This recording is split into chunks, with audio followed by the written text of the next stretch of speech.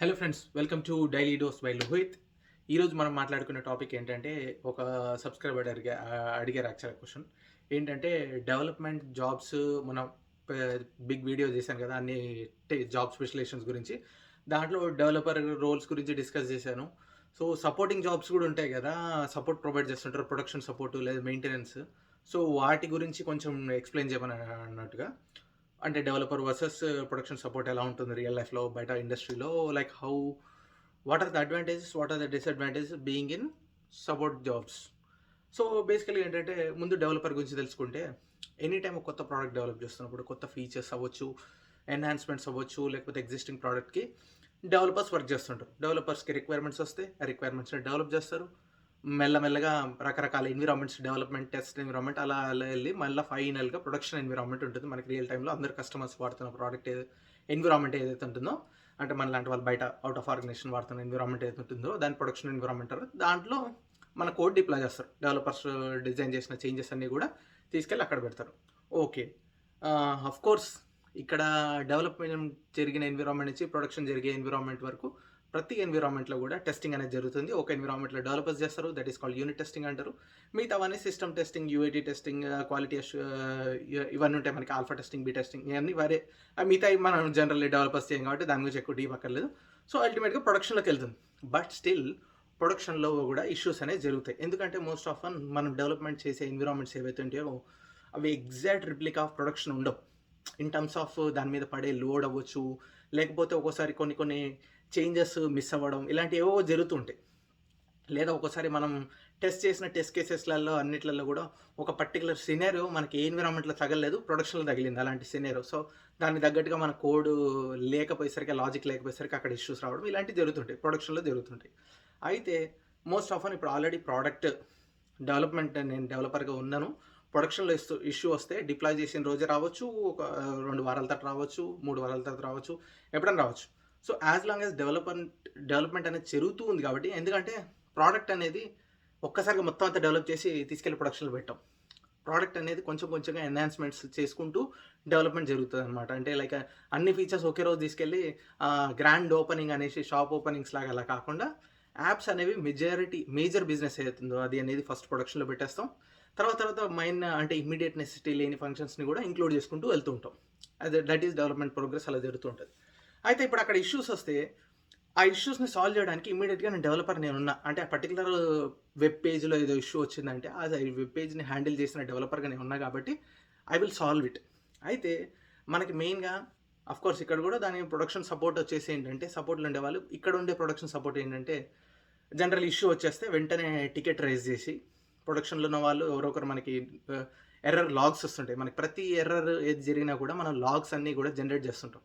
So ప్రొడక్షన్‌లో సపోర్ట్‌లో ఉండే వాళ్ళు ఏం చేస్తారంటే, any time they see that kind of logs, error logs రాంగానే అసలు ఇది ఎక్కడ జరిగింది, వాళ్ళు వీలైనంత వరకు కొంత ఎవాల్యుయేట్ చేసి దాన్ని ఏం చేస్తారంటే, ఇది రీసెంట్‌గా జరిగిన చేంజా, లేకపోతే కొంచెం ప్రీవియస్ బ్యాక్ జరిగిన చేంజా, కొంతవరకు అనాలిసిస్ చేసి ఎంతవరకు వీలైతే అంతవరకు దాన్ని ఎగ్జాక్ట్ అది డెవలప్ చేసిన డెవలపర్ ఉంటే అతనికి రోడ్ చేస్తారు. ఇన్ కేస్ ఒకవేళ వాళ్ళకి ఆ నాలెడ్జ్ లేకపోయినా, ఆ డెవలపర్ లేకపోయినా అది ఆర్కిటెక్ట్స్‌కి వెళ్తుంటది. ఆర్కిటెక్ట్స్ మళ్ళీ వెంటనే ఏ డెవలపర్ అయితే ఫ్రీగా ఉన్నాడో, ఏ డెవలపర్ అయితే దీన్ని ఫిక్స్ చేయగలుగుతాడో ఆ డెవలపర్‌కి రౌట్ చేస్తారు.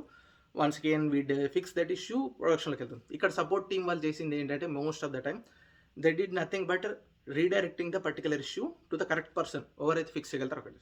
ఇదంతా బానే ఉంది. కానీ మనం మొత్తం ప్రోడక్ట్ డెవలప్మెంట్ అయిపోయింది. Majority of the product development అయిపోయింది. అంటే ఒకప్పుడు అమెజాన్.కామ్ ఫర్ ఎగ్జాంపుల్ తీసుకుంటే, ఫ్లిప్‌కార్ట్.కామ్ ఇనీషియల్ స్టేజ్‌లో ఎంతమంది అయితే డెవలపర్స్ ఉంటారో, ఒక్కసారి ప్రోడక్ట్ మొత్తం డెవలప్ అయిన తర్వాత అంతమంది డెవలపర్స్ ఉండరు. సో అదేంటి, ప్రొడక్షన్‌లో డిప్లాయ్‌కి వెళ్ళిపోయింది. ఇప్పుడు ఆ డెవలప్మెంట్ టీమ్ లేదు. దీన్ని ఏమంటారంటే మొత్తానికి warranty period, support period, maintenance period ఇలా రకరకాల నేమ్స్ ఉంటాయి. ఫర్ ఎగ్జాంపుల్ ఇక్కడ టీసీఎస్ లాంటి కంపెనీ ఒక యూఎస్ క్లయింట్‌కి వర్క్ చేస్తే 100 మెంబర్స్ డెవలపర్స్ కలిసి ఒక ప్రోడక్ట్ డెవలప్ చేస్తే అయిపోయింది. ప్రోడక్ట్ డెవలప్మెంట్ అయిపోయింది.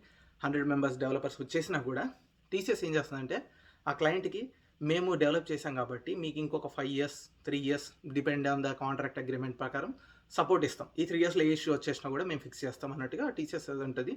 లేని కొన్ని సినారియోస్‌లో క్లయింట్ వాళ్ళు మెయింటైన్ చేసుకుంటారు. ఇక్కడ ఏం జరుగుతదంటే, ఇక్కడ ఆ particular page or something develop చేసిన డెవలపర్స్ ఉండరు. సో ఇక్కడ ప్రొడక్షన్ సపోర్ట్‌లో ఉండే డెవలపర్స్ ఎవరైతే ఉంటారో, వాళ్ళు చాలా నాలెడ్జ్ ఉండాలి. ఏది అంటే లైక్ కోడింగ్ ఇష్యూస్ నాలెడ్జ్ ఉండాలంటే ఇక్కడ వాళ్ళకి ఒక మైండ్ సెట్ ఎలా ఉంటుందంటే ఇమ్మీడియట్‌గా ఇష్యూ ఎక్కడొచ్చింది, ఎందుకొచ్చింది ఐడెంటిఫై చేసి దాని తగ్గట్టు ఫిక్స్ చేసేసి వెంటనే ప్రొడక్షన్‌లోకి మళ్ళా చేంజ్‌ని డిప్లాయ్ చేసేసేయాలి. ఇక్కడ డిలే చేసేందుకు ఛాన్స్ వాళ్ళకి చాలా తక్కువ ఉంటుంది. సో, వాళ్ళకి ఇక్కడ తెలియాల్సింది ఏంటంటే ఇప్పుడు 100 మంది 100 మంది అని చెప్పడం తప్పు గానీ, ఒక 10 మంది డెవలపర్స్ కలిసి చేసిన అప్లికేషన్ మొత్తం గూడా ప్రొడక్షన్‌లో రేపు ఒక్కరుండొచ్చు, ఇద్దరుండొచ్చు. అది సపోర్ట్‌గా లాటర్ ఆన్. ఆ ఒక్కరిద్దరికి మొత్తం అప్లికేషన్‌కి సంబంధించిన నాలెడ్జ్ మొత్తం ఉండాలి. కోడ్ నాలెడ్జ్ ఉండాలి, బిజినెస్ నాలెడ్జ్ ఉండాలి, అంతా ఉండాలి. ఇమ్మీడియేట్‌గా ఏదైనా ఇష్యూ వచ్చినా గూడా దాన్ని ఇమ్మీడియేట్‌గా ఎలా ఫిక్స్ చేసి ఎలా అప్లికేషన్ డౌన్ కాకుండా, క్రాష్ కాకుండా చూసుకొని ఇమ్మీడియేట్‌గా జరిగిపోవాలి. అంటే వాళ్ళేంటంటే ఫుల్ ప్రెషర్ ఓరియెంటెడ్‌లో వర్క్ చేయగలిగే స్కిల్ ఉండాలి వాళ్ళకి. ఓకే. ఈ టైప్ ఆఫ్ సపోర్ట్ ఇంజినీర్స్ ఉండే వాళ్ళకి. సో, బేసికల్‌గా వాళ్ళేంటంటే నాట్ జస్ట్ ఎవరో చెప్తే ఏదో చేయడమే కాదు. ఇక్కడ వాళ్ళ కంట్రోల్ తీసుకొని దానికి తగ్గట్టుగా రెమెడీ అనేది పర్మనెంట్ సొల్యూషన్ ఇవ్వాలి. మోస్ట్ ఆఫెన్ టెంపరరీ సొల్యూషన్ కాదు. టెంపరరీగా ఆ పేజ్‌ని బ్లాక్ చేసేస్తాం. సో దట్ మనకు ఎవరు యాక్సెస్ చేయలేరు ఆ పేజ్‌ని అన్నట్లు అట్లా కాకుండా పర్మనెంట్ సొల్యూషన్ ఫర్దర్‌గా డిఫెక్ట్ ఎందుకు అంటే ఏంటంటే వీళ్ళకి analysis skill, immediate fix procedures ఇలాంటివి కావాలి. కాకపోతే మోస్ట్ ఆఫెన్ వీళ్ళకి వర్క్ చాలా తక్కువనే ఉంటుంది. ఎందుకంటే ప్రొడక్షన్‌లో అంత ఇష్యూస్ అంత ఈజీగా రావు. ఓకే. అంటే it's not that very common అనమాట. అంటే డెవలపర్స్ ఇంతమంది కష్టపడి పని చేస్తే అది చాలా రేర్‌గా వస్తది. బట్ వచ్చినప్పుడు మాత్రం చాలా ప్రెషర్ ఉంటుంది. సో, అందుకనే వీళ్ళు సపోర్ట్‌లో పనిచేసే వాళ్ళు ఏంటంటే కంటిన్యూస్‌గా యాక్టివ్ ఉండాలి. కొన్ని ప్రాజెక్ట్స్ ఉన్నాయి. నేను ఏ ప్రాజెక్ట్స్ నేమ్స్ చెప్పకూడదు గానీ, బట్ అక్కడ ప్రొడక్షన్ సపోర్ట్‌లో ఉండాల్సినోడు ఆ రోజు చెప్పకుండా నైట్ షిఫ్ట్ ఉండేసరికి వాళ్ళు మంచిగెళ్ళి పార్టీ చేసుకుంటున్నారు. ఎవడు కాల్ చేయడు కదా అని. కరెక్ట్ ఆ టైంలో ప్రొడక్షన్ సపోర్ట్ 1 అవర్ వాళ్ళు అవైలబుల్ లేరు సిస్టమ్ ముందు. Next day they are fired. So, ఇలాంటి చాలా ఇష్యూస్ ఉంటాయి ప్రొడక్షన్ సపోర్ట్‌లో ఉండే వాళ్ళకి. సో, అయితే ఇక్కడ డెవలపర్‌గా ప్రోగ్రెస్ అవుతున్న వాళ్ళకి, సపోర్ట్‌గా ప్రోగ్రెస్ అవుతున్న వాళ్ళకి ఏంటంటే ప్రాబ్లమ్, సపోర్ట్‌లో ఉండే వాళ్ళకి కంటిన్యూయస్ వర్క్ ప్రెషర్ ఉండకపోయేసరికి, అంటే ఉన్నప్పుడు గట్టిగా ఉంటది. కంటిన్యూయస్‌గా లేకపోయేసరికి వాళ్ళేంటంటే వాళ్ళు కంటిన్యూయస్‌గా వాళ్ళ మైండ్‌ని లెర్నింగ్ స్కిల్స్‌లోకి వాటిలలోకి అడాప్ట్ చేసుకుంటూ ఉండాలి. And at the same time వాళ్ళకి ఇంకా మంచి స్కోప్ ఉంది ఎక్కువ నేర్చుకోవడానికి ఇక్కడ యాక్చువల్‌గా. ఎందుకంటే ఎంటైర్ ప్రొడక్షన్ ఎన్విరాన్మెంట్స్‌కి యాక్సెస్ ఉంటుంది. ప్రొడక్షన్ ఎన్విరాన్మెంట్‌లో లైక్ అంటే హెవీ లోడ్‌గా ఎలా జరుగుతుంది అప్లికేషన్ అంతా కూడా అనలైజ్ చేసే స్కిల్ ఉంటుంది. వాళ్ళకి యాక్సెస్ అన్నీ ఉంటాయన్నమాట. మనకి కంపేర్ టు లోకల్ డెవ్ ఎన్విరాన్మెంట్స్‌లో వర్క్ చేసే వాళ్ళకంటే కూడా.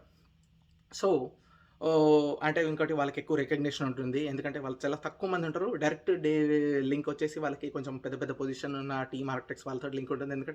ఎందుకంటే ఎనీ టైమ్ ఇష్యూ వచ్చినా కూడా వాళ్ళు హైరార్కీస్ అని కాదు, డైరెక్ట్ పైన వాళ్ళకి అప్రోచ్ అయ్యి ఇది ఫిక్స్ చేయాలనుకుంటున్నాను. దిస్ ఈజ్ వాట్ అనేసి వెళ్ళిపోయే రైట్స్ ఉంటాయన్నమాట వాళ్ళకి కొంచెం. సో, ఎందుకంటే వాళ్ళకి అది హై ప్రియారిటీ కాబట్టి వాళ్ళకి కొంచెం రికగ్నిషన్ కూడా ఉంటుంది ఆర్గనైజేషన్‌లో అంటే ఆ టైంలో. సో, రెండిటికి బెనిఫిట్స్ ఉంటాయి. Don't worry, anything is fine as long as you need to keep learning. ఇలా సపోర్ట్‌లో ఉన్న వాళ్ళకి నెక్స్ట్ డెవలపర్ జాబ్ రాదని, డెవలప్‌మెంట్‌లో ఉన్న వాళ్ళకి నెక్స్ట్ సపోర్ట్ జాబ్ రాదని అలా లేదు. Nobody starts taking them as support developers. Support job అని, డెవలపర్ జాబ్ అని ఎవ్వరు తీసుకోరు. ఎళ్ళాక అక్కడ ప్రాజెక్ట్ పరిస్థితి తగ్గట్టుగా ఎవరికి వాళ్ళు అడాప్ట్ అయిపోతుండాలి. Okay.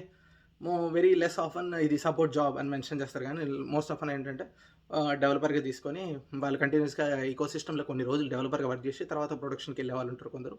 So it all depends on the project requirement. So any job is fine as long as you need to keep learning. So that's it for you today, Daily Dose, and keep learning. Don't forget to like, share, subscribe.